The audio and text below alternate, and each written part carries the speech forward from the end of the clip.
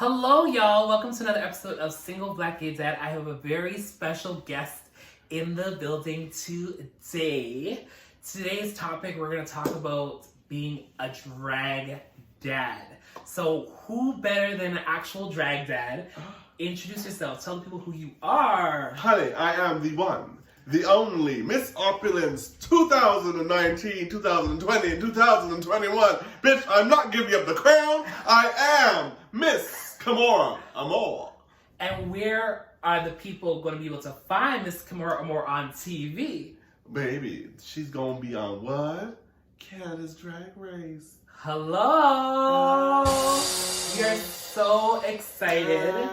So we are going to talk today about Kimora being a drag dad. So Juju the nurse and the dad at day and drag at night. Baby. So we are in our robe. Well, Juju's going to transform into Kimora. I'm going to snap my fingers and we are going to be in the look, baby. Let's get it. Wow, what a transformation. Hey.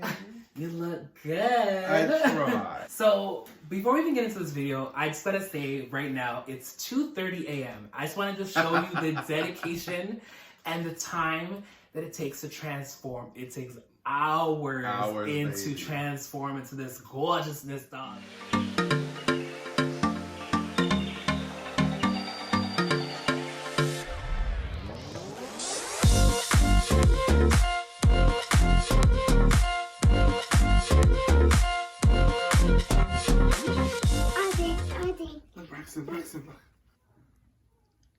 Wow. It's cool, huh? Cool. It's like painting. A painting. Yeah.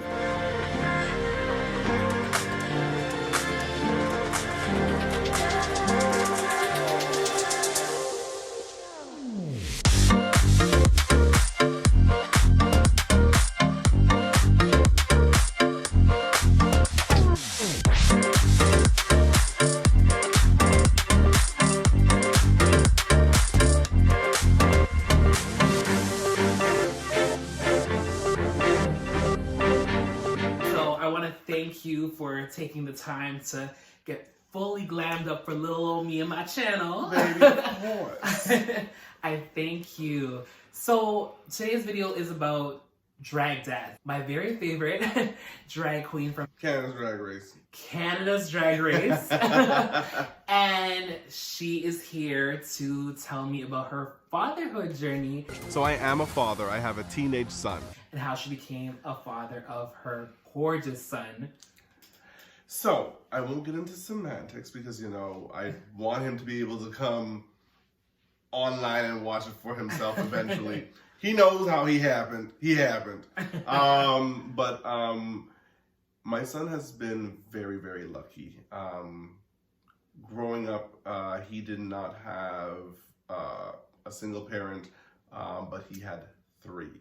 And that was me, my partner at the time, and his mother.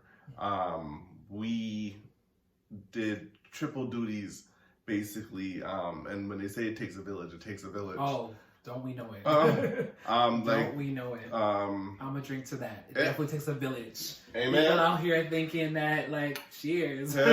People out here thinking that, like, it's just when you're a single parent, that's it. Like the community, your family steps in, everyone helps out with raising the child. Like, one thing, I was in nursing school. His mom had already graduated, and she was a social worker. And my partner at the time, who was a graduated social worker but was working full time for a shoe company, and we basically split up the duties. She would come in, she would work night shift. She would come in the morning, take a little man to daycare. From there, daycare would take him to school. Well, before there was school, he'd be at daycare.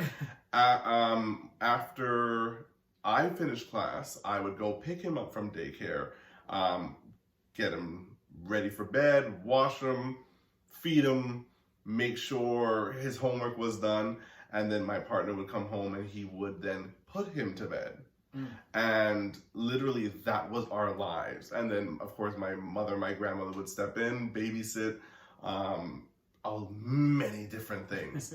But it was difficult. And then and I took a break from this for some time. Yeah, you make those sacrifices you as a parent. You Sometimes do. your dreams have to Go hold on a little hold. backseat for a little bit, you know, Go on hold. do that role, right? And yeah, so he definitely knew of it, but didn't know in the totality of what this becomes.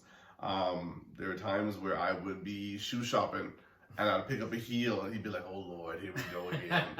And I'd be like, "Okay, but how's this look? You know his daddy extra. So how does this make my feet look good? Is this cute?" And he would say yes or no, and he does that for his mom too. So it was a great transition for us as a family. But the one thing I can say is I was always very blessed because he had always had a great sense of self. And that's very important, because when you have parents that are different outside of the norm, you gotta be strong, because people will come at you all kind of angles. Like, why your daddy look like that? Why your daddy sound like that? But he was always very positive about having two fathers and being very proud of that. Also, his best friend's father was always respectful. His best friend would come over all the time. There was never an issue. We took all his classmates to Laser Quest for one of his birthdays, and never an issue. All the parents dropped off the kids. We took all the kids.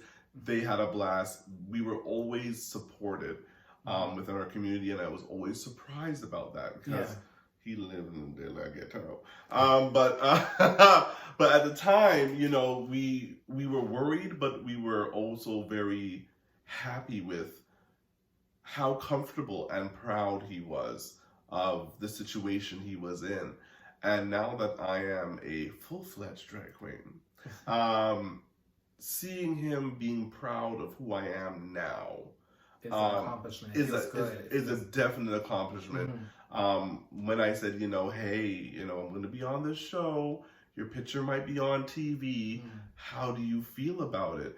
And he was just like... That's very important. That's part of the reason why I keep my kids offline, because we made the decision. They may not be okay with it or not be able to defend that. Exactly. You know, so. And my little man's 17 years old. He can make that decision for himself. Yeah. And without skipping a beat, he said, "Of course." Okay. And he's just like, "Your family, we support you. This is what we do." And without a doubt, you know. And that's how I hope my kids are raised. Like, I hope that they are happy and proud of me in the future, and that's my daddy. You know what I'm saying? And that's why I'm teaching them tolerance now. That's why tonight, when you were getting ready, let the kids go in there, a lot of the women be like, "Oh, don't let your kids see those gay men, gonna turn them gay." It's like, no, I want my children to be tolerant and see the world and accept people for who they are, and know that there are different people. There are men who wear makeup. That's correct. You know, not everyone is this macho masculine cookie cutter vision of what a man is. Children need to know that there are different types of people in the world, and they come in all shapes and sizes and colors, and they have different artistry. Everyone expresses themselves in different ways. For example, a lot of people would say, well, I love fashion. And where I got my love of fashion would be surprised. You would think it'd come from my mother or something else. No, it came from my uncles, because every Sunday at the time, fashion television would come on. Oh, 7 o'clock. Yes. Religiously, my uncles would watch fashion television. Now, they were watching for the titties.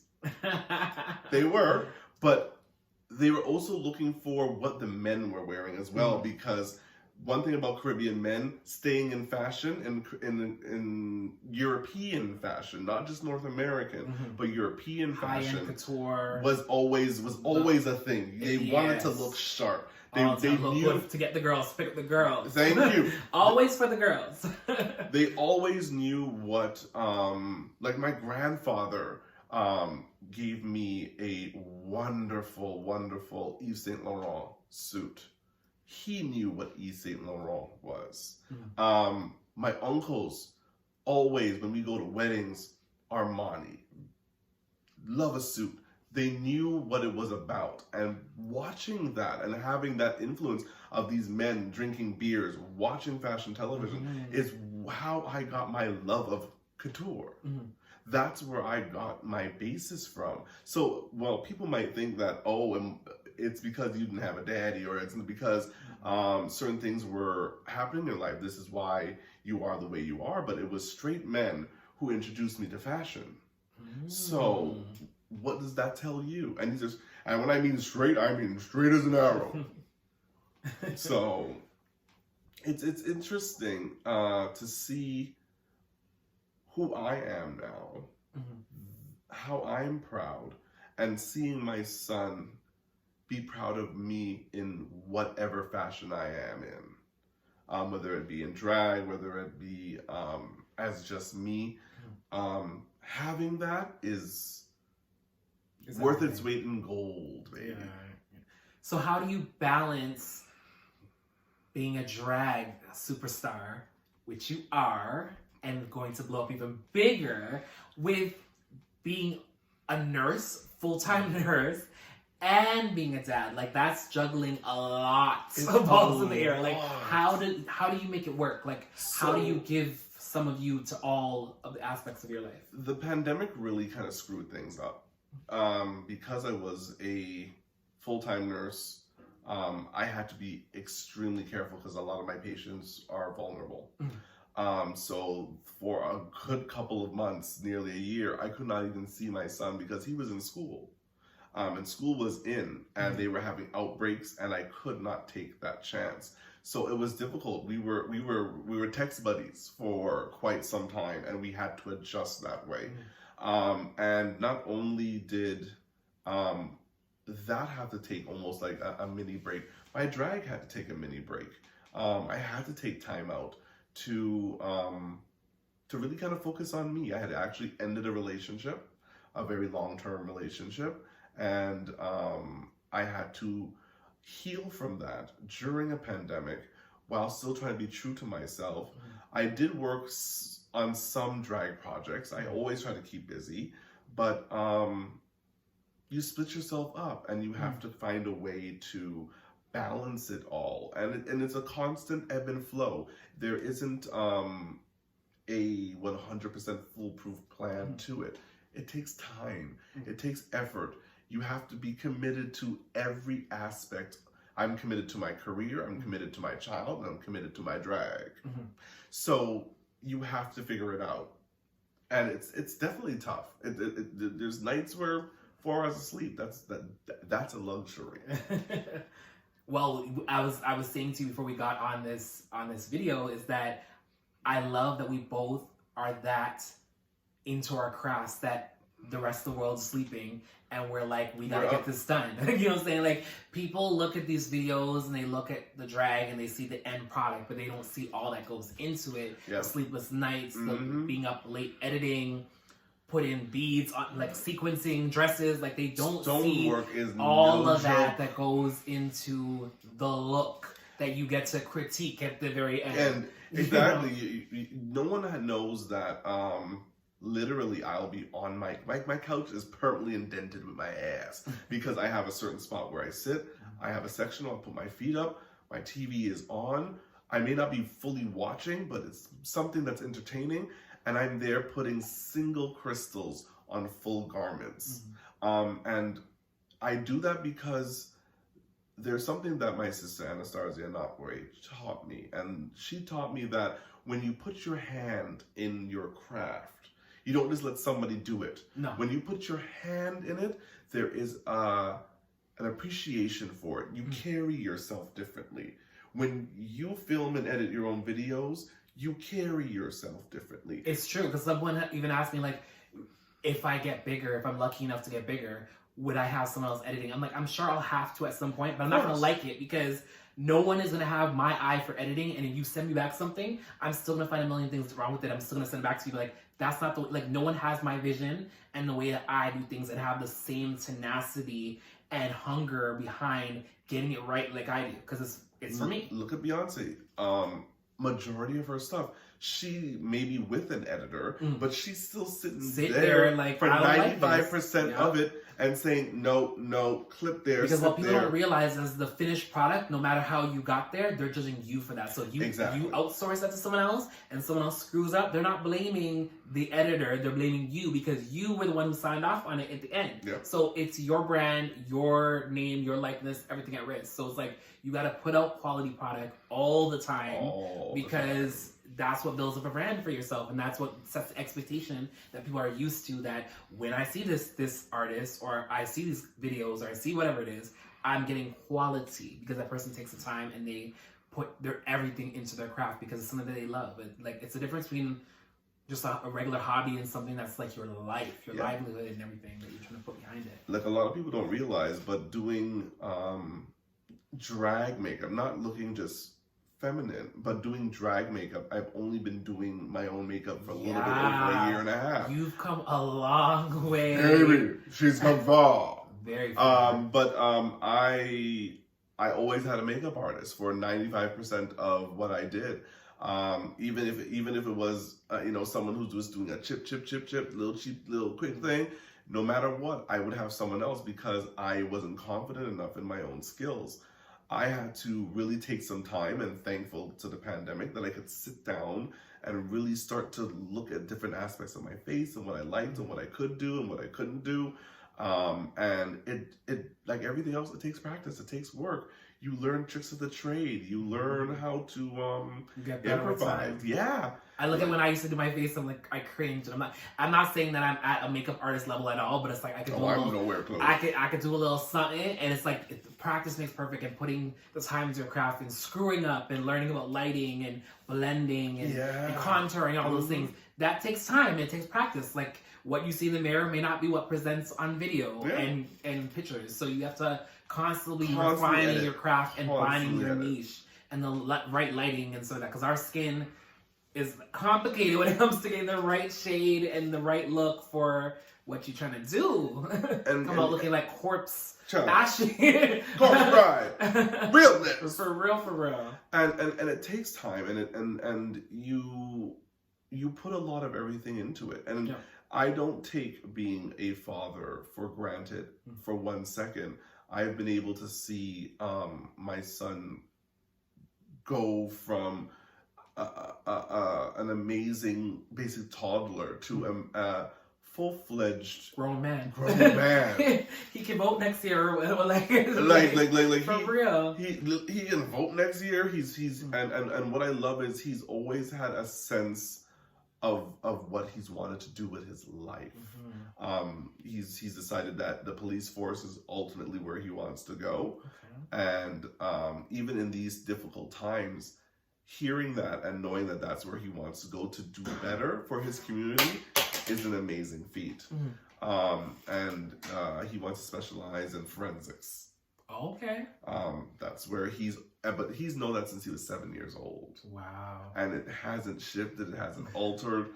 He knows where he's going, and I'm proud of that. But being your best friend, I know that there was a period where you really put drag on the back burner. Baby. And I think it was something that you loved, but I guess there was so much going on that you just, for whatever reason, you felt like you just didn't want to continue. Like, what was it that made you not want to do it, that made you hesitant, and what was it that brought you back to your love of drag? So for me, it was a mix of everything. I wanted to be a homeowner because I wanted my son to see that you can go from not having something to something. I wanted him to know that anything is possible. For me, I started nursing school, dropped out because I couldn't afford it. It was expensive as hell. Dropped out, was working full time, and one of my old classmates saw me working at the Gap, and she was just like, "What are you doing here? You were at the top of our class. What are you doing here?" And I'm like, I can't afford it. And she told me about a scholarship that you had to take a test for, that the city of Toronto would sponsor you for basically a year of nursing school. And, you know, you could go from there. And I did it. I got through, and I got my ass back into nursing school. But doing that, I was still having fun with drag. It was in part of the ballroom scene. But when I started working and I knew I wanted my own space, I wanted my own place, I wanted a place that when my son comes over, there's a place for him. He's just not sleeping on the bed, sleeping on the couch or wherever. There is a place for him, and I wanted to make sure I had that. And a place for myself so that I could be the best of who I wanted to be. So drag had to go on the back burner because it's not cheap, and I need to save that money. And what brought me back to it is after I bought my place, a couple years into it, and I was in a stable relationship. I did everything. My son was in high school. I had my place. I was in a relationship. Everything in my life was lined up. And because I had hit that place, I was able to finally say, okay, it's time for me to finally get back to what I love. And you gotta do something for you, because as a parent, we often let that fall by the wayside because we're just in parent mode. And it's like, you can't be the best parent to your child unless you are also pouring into your cup and making yourself feel fulfilled in your life and whatever makes you happy. And you have to take that time and really go say, okay, apart from all of this, what goals do I have for myself? What dreams do I have? And for me, it was pageantry. I had never had the opportunity to do pageantry and learn the art wholeheartedly. I just watched through YouTube. And when I met my wonderful drag sister, Miss Anastasia Nakwe, the queen of the crowns, because baby, she everything. She's a standard. Baby, she's a moment. She's a look. She's everything. And she started to take me under her wing and teach me what I needed to know to be a pageant queen. And I entered, won my first one. Following year, won my second. And now I am currently on Canada's Drag Race. And that's just a big old pageant anyways. And from there, there's going to be more. There's going to be more. And this is only the beginning for me. The international and national pageant scene in the States is ultimately where I want to go. It's where I want to be. It's where I want to represent and show off who I am. Pageantry has always been good to me. It's always been a passion, and it's going to continue going forward. And I think you're very lucky to have a drag sister that you can trust, because a lot of people in the industry are very catty and will be your friend until an opportunity comes up that they will snatch from you and not really make sure that they got your back and want to see you win as much as them. And she is that way with you. She wants to see you win just as bad and has your back, and that's a rarity in this industry, in entertainment period. There's not very many people that you can trust. There's so many vultures, so it's good that you have someone you could trust. And I think a lot of people might look at your story like as someone that they haven't heard of, and now they're going to hear a lot about you and think it's an overnight success. And it isn't really, even though it really started to pick up in the last few years. You've been at this for like a decade in little ways, dabbling. But your growth really accelerated in the last little bit. Yeah, it has. Because your artistry and you taking like your craft seriously really accelerated. Like, I knew you had it in you, but like to see like where you were a few years ago versus where you are now, like, oh my gosh. Like, baby, so proud of the growth. Right, you know, because she's cute now. She's snatched. She's snatched. Little bit. But and thank you for that. I am very, very lucky and very, very blessed to be in the situation that I'm in, to be part of a great drag family. I'm lucky enough to have a sister that literally, when we say we have each other's back, I say boo, she says boo hoo. Like, we got it. When she's in pageant mode, I got her back. When I'm in pageant mode, she's got my back. We don't blink, we don't ask no questions, we just show up. That's so important. Baby, you always show up. And we do everything we can to support each other. Even me wanting to even think about Drag Race. She was, of course, a season 1 contestant, and thinking that, oh, maybe I can get through. I didn't even think I could ever get through. I know you didn't believe it. I was like, I already knew. I'm like, At all. I was on the prayer line, child. We were like, you got this. I'm like, me? They don't want this. They don't want none of this. They don't know what this is. You know, getting that call and understanding that someone, not only the people around you see magic, but that the community sees a spark or magic in you. That was just so validating to say that my drag ain't shit. There is something there, but it was enough to get me here. And baby, there's the difference between people that are doing in their living rooms and in the little clubs on the corner. No shade to all of that, but there's a difference between that start and getting on a national platform and getting you to international superstar. And there's obviously something that the producers and the people that were in charge of the show saw in you. Oh yeah. And the other contestants also, like... And sometimes I feel like it's things that I didn't even see in me yet. Oh, for sure. Like, I didn't see the star potential. I just saw me as myself. My drag persona is my drag persona.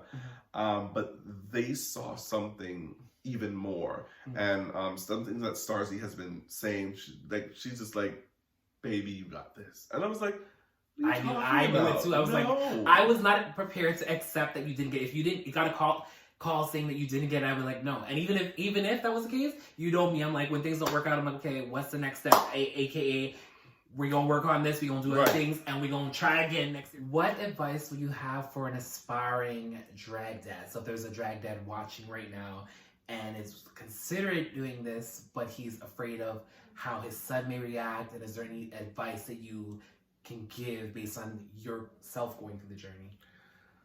The one thing I can say, and I agree with, Flame Monroe is a testament to that, is you have to do what's best for your children.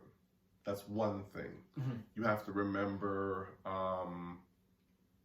the world we live in. You have to understand that bullying is a possibility. You have to really take in the ramifications of your choice, your actions, that will then reflect onto your child. That's true. And once you consolidate that, and once you understand the risks, and you have a conversation with your child, because the one thing you always need to remember, even as a child, they have a sense of self, a sense of what they are willing to deal with. And if it's something that's too much for them, then there's ways to go about it to do it privately, and less in the public eye per se, versus someone whose child is supportive and understanding and is comfortable in dealing with all the attention that may come from their father doing drag. It is a choice that you also have to make for yourself, because we always have to remember that our children's happiness is one thing, but we always have to make sure our happiness also is tied in, because if we are unhappy people, we will not be able to be the best humans possible for our children. So, so you have to take in everything. And I say that wholeheartedly, to take in a lot of yourself, understand who you are, and really take into consideration your child's needs, your needs, and whether you can be someone who's out and proud, or versus someone that has to be a little bit more discreet and down low about it. Not in a negative way, because we know how down low is, but always a negative connotation when it comes to that. Always, but there's also a sense of respect, and it's respect for yourself, respect for your child's well-being, your child's mental health, because and their privacy, and your privacy, because not everyone needs to know what you do. So it is fundamentally important to really take everything into consideration when you make that decision. But at the end of the day, always remember to do what makes you happy, because that ultimately is going to translate to your child, because that could teach them a lesson about pride and perseverance and doing what you love. How would you have navigated your dreams and aspirations of drag if your son was not supportive at all? Like if he was like, I don't want you to do this, I'm getting bullied, I'm getting embarrassed, like you're shaming me and the family, like how would you have navigated if that was the response that you got instead? I wouldn't have included him in this journey. Like the one thing about him is that on my Facebook, on my Instagram, he's always been there. So he's very aware that on my drag page there's a picture of him, there's a picture of me out of drag kissing him, or whatever it may be. It's there. So if he had said that this was not something he wanted to be reflected in any way or be a part of, I would just have to understand that it would be separate. Like, for example, a lot of people did not know that the great Tamisha Iman had many children, grown children, and, you know, because of her respect for them, no pictures were shown on TV. She didn't call them by their name. These are grown adults. They have their own choices to make, whether they want to recognize Tamisha as their mother, father, whatever it may be. That is for them to do, and she respectfully separated it. She let people know that they exist, but who they are and how and pictures and all that stuff was separated. And I think the bottom line here is respect, and children, whether they're adults or they're children, deserve respect. Absolutely. Their feelings matter. It's all about doing what's comfortable for both parties. You need to make sure that they're comfortable with you being a drag superstar or just regular drag, or any type of artistry that is outside of the norm. Even men who wear makeup just to wear makeup. Certain things, even our lifestyle, as they like to call it, is not something that everyone is comfortable with. And it's like, if that leads your child to being bullied, and that could lead to other issues, like you have to be cognizant of their feelings and the fact that they deserve anonymity. It's not they didn't make the decisions that we made, and we have to honor and consider their feelings in a lot of the decisions that we make and how we navigate through those things based on how they feel. Yeah, like for a long time, my son didn't, I wouldn't say didn't know, but we never put a label to me and my then partner's relationship in totality. We never kissed in front of him. We were always hugging and affectionate in some ways, but never overtly, because we never wanted to have an impression on him in a certain way. If we were in bed sleeping together, the door was locked. He would have to knock to come in, and then we would separate, put on clothing, be decent, and whatever else. We ensured that until he was ready to have a conversation, that that it was an appropriate time. And I believe I want to say he was about 9 or 10 before we actually sat down and had an actual conversation about, you know, who we are in the aspects of a relationship.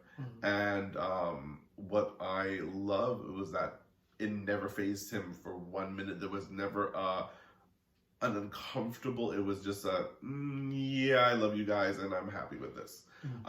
So I've always been blessed and lucky on that end of the spectrum, but that's not how it works for everyone. I know some people are very upfront and are very open about their relationship and their partnership with their children, so that they see that aspect of love. And I've always wanted to ensure that my son knew that this lifestyle was not devout of love, because that was something I think that was always our mothers and grandmothers' worry for us, was that they knew that this lifestyle was difficult, and that finding love in this climate is a lot harder. Yeah. So so their worry for whether or not we would find love was scary. So being able to present that and ensure that he understood that you're not losing anything, you're only gaining from this situation, and we love you, and we love that you support us, because that just makes us more proud. But yeah, I've never been overtly or pushed anything on. I've always tried my best to be respectful of that situation, because and I think this also highlights exactly. And I think that this also highlights that gay people also have the same concerns with over-sexuality as straight people do. I think that a lot of times when they see certain things on television and they think that, oh, this gay agenda, pushing it on, I don't want my kids seeing that, I don't want my kids seeing that. I feel the same way about straight people and their sexual activity on the TV. I just think that sexual activity, period, is not something that kids should be exposed to overtly. Kissing and like tonguing and all that stuff in front of kids is inappropriate, period. Absolutely. But they don't see it that way. They're just thinking when it's gay, it's like, Ooh, let me tell you something. We have the same fears in terms of being over-sexualized in front of our kids. I just think that like certain behavior is inappropriate, and it's. I think anyone should look. I never even knew my parents did the nasty. You like until I walked into them. I had to sneak and watch shows and get like see porn on my own to find out what that was. Like it shouldn't be something that's overtly in your face. And I think that when they see certain things and they talk about this gay agenda, I think that they think that, first of all, I don't believe there's actually a gay agenda, because if there was a gay agenda, there would have been a straight agenda, and clearly that didn't work on us because we clearly lacked the men's after seeing how many straight people having sex on TV. All that. But I think that they don't realize that as parents too, we have some of the similar fears in terms of over-sexuality and exposing your children to things before they're ready. We have the same concerns. We're just as cognizant of how our lifestyle can be portrayed in the public and how it can affect them and their thoughts and feelings about us, because that, to me, it matters how they feel, and I want them to be proud of me and I want them to be comfortable, and if someone says something to them, I want them to be like, yeah, my dad's gay and I love him. You know what I'm saying? Like, I don't want my lifestyle or how I live my life and who I love to be a hindrance in their lives. Exactly. Like, one thing I can say about even that experience is knowing that when it comes to our own understanding or how we want to present ourselves with this whole idea of, an agenda, to some extent, I do believe there is an agenda, but what people think the agenda is that we're trying to force something or that we're trying to convert. No, the agenda that is placed is that we want people to know that we are here. Quality of representation, because representation matters. I remember when I came out, I literally thought I was the only gay person in the world. I came out at a time where there was AOL chats and MSN Messenger, and there was like groups. There was a gay group, and there was like 4 people from like, it was a worldwide group, and it's like, chat to someone, they're on the other side of the world. And I did not think there was anyone else like me. And it wasn't until my best friend, Glashin, brought me downtown to Manhattan, that club Manhattan, where used to be underground. And this is throwback Toronto. Baby! We took his mom's car, we went downtown, and going into Manhattan, snuck in, and I was underage. Baby, that's how I started drag. Yeah. Because they would never card the drag queens, I would get up and judge and get in, because you a drag queen, you go and you're performing. I was maybe you're doing something getting else. That mug. Yeah, like, that's what it was. Underworld. I was like, there are people that look like me, and I guess we take it for granted how much things have changed, like in our life, in our lifetime. I remember even as a kid, like getting a black doll or a mixed doll or anything other than white was a special order. Absolutely. They were not in the stores. And seeing people like us on TV, forget about it. The only character I remember was Matt on Melrose Place. And every time there was a character, he was always gay and he always had AIDS. Yeah. Every time. And I remember thinking that was going to be my outcome. I always felt like, because that was always the narrative they always pushed. Yeah. That was the only way, in the only capacity that you see gay people. They would always be white. They'd always be a twink. They'd always be overly flamboyant. And so it's like, where do I fit in? Who looks like me? Who sounds like me? Who talks like me? Because the white gay community and the black gay community are different. We have different lingo. We have different styles. We operate differently. Our prides are different. Like everything is not the same. So it's like representation matters. Absolutely. And I don't know why people are so against representation. Like, you know how hard black people have to fight to be on the silver screen, and then these same black people are turning around and oppressing us and don't want to see us in the same to be represented. Yeah. Like, I just... Well, like you said, representation matters, and we didn't have that positive gay black person to look up to. except for one, and the one that I remember where it was RuPaul. That was the first. Yeah. That was the He first was the first mainstream black Mm-hmm. queer person Very or inspiring. person of color, if we want to be politically correct, to actually do something, speak about positivity, be about positivity, and still be fabulous all at the same time. That was the first. And then for me, the second, honestly, was, I hate to say it wasn't until Noah's Ark. That I was gonna say, that was when I finally was represented. Yeah. And it wasn't we didn't have logo in Canada like that. I had to special order the DVD and we had to sit there and watch, like, order to your friend's I house. illegally downloaded it. I'm sorry. I bought it later. I promise. We had to order it to a friend's house. Can't let your parents see it because at the time I wasn't fully out. Gotta order it. Make sure you get the mail before it, like, your parents got it. That part. And sit there and watch quietly, like, when they didn't see. Like, it was a whole ordeal just to find representation. And the fact that now we're getting it more freely, they think it's an agenda and that we want to convert your kids gay. I'm sorry, if your kids saw two men kissing and they turned gay, I'm just saying he already was. Just saying. And it's just like, it's unfortunate that we have to fight for it. Mm-hmm. It's something that, it's something that we would all hope would be natural, and that people would just simply be able to put us into the places where we truly and honestly exist. Because we're not asking for anything that isn't reality. Mm-hmm. It is reality that a gay black man can be successful, be a homeowner, be a full-time worker in whatever field they choose. Be a millionaire, be a billionaire. Like, the possibilities are endless. We're just as talented as others, if not more. Everyone wants to be us. Let me tell you something. Let me say something. When it comes to even drag, always remember it is, no offense, the girls of color who set the bar and the standards originally. Absolutely. To which the others copy and follow. But get bigger platforms for it. Because of their skin tone. And it's unfortunate. Better opportunities. Yep. It is unfortunate, but it is the reality of it all.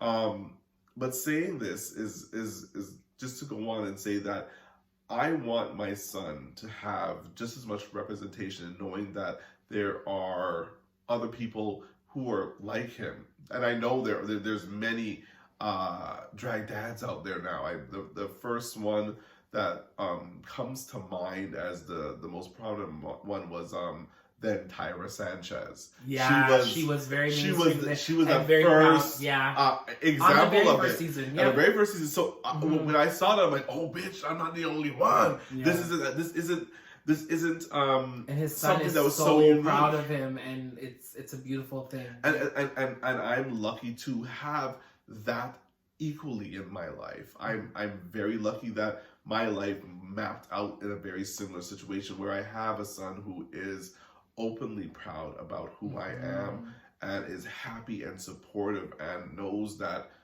he's loved no matter what, and that he understands that the love I have for him is unconditional no matter what the circumstance. And I think there's something to be said about the fact of having a gay parent or having a drag parent. You are raised in an environment where people are free to express themselves and be exactly who you are authentically. Absolutely. And not very many hetero households can say the same, because there's always conditions. We didn't. There's always conditions. You can't love this person. You can't be with this person. You can't say this. Can't say that. Can't be this. Can't do makeup. Can't, like, there's so many restrictions on who you are, and there's not enough room to grow artistically and I had to dabble in a little bit of this, that, and get the other. dressed in someone else's house when I wanted to do drag. I couldn't do that from home. No. Not to mention if you live in certain neighborhoods in Toronto, Regent Park, and other places, no shade, Jane and Finch, you know. You couldn't go on the bus and go on the TTC and all that on the way to the club like that. You gotta be getting dressed in the backs of cars and in the bathroom at the club. Like, you couldn't be... And if anyone wanted to chat to me on the TTC, maybe I'd tip my wig. I'd say good evening. But yeah, I think it's amazing what you're doing. I'm so proud of you that your dreams are coming true. Well Slowly deserved. but surely, baby, add me. Kimoraamour.com. It'll take Yes, you everywhere. where can they find? Yes, tell the people where they can find you. Baby, most all you importantly. need to know is Kimoraamour.com. Because, baby, Okay. that will take you to every platform. Okay, but what's your Instagram? In case anyone doesn't want to do that, we want to make sure So people find Instagram, you. if you want to find me, and Instagram is where you're going to find me, it is Amour_Kimora. Do you have Twitter? Yes, and that is simply Kimora_Amour. Okay. And do you have Facebook? Y'all getting that. Keep off my Facebook. I'll fight you. Stay off my Facebook. It's not for you. So I'm going to have all of Kimora's information and where you can find her in the description. So make sure you follow her on all of her social media platforms. Get ready, baby. We gonna have This girl some fun. is taking over. Talent wins again. And I'm so proud. I want to thank you for coming through. I want to thank you for telling your inspiring story and inspiring someone who's watching this. And again, thank you guys for tuning into my channel. And if you haven't subscribed or liked this video, make sure you do that. There's so much great content coming to you. Once again, thank you, and we will see you in the next one.